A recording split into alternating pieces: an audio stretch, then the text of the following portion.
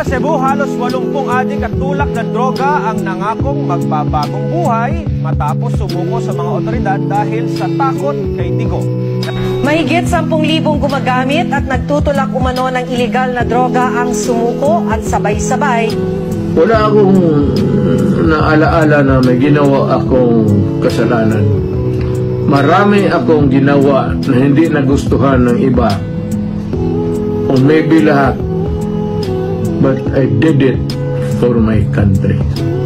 Mula bata hanggang lola, kabilang sa mahigit 1,000 umano'y drug user at pusher na sumuko sa Makati. Daan-daang drug users na ang sumusuko sa pulisya kasunod ng kampanya ni Pangulong Rodrigo Duterte kontra droga.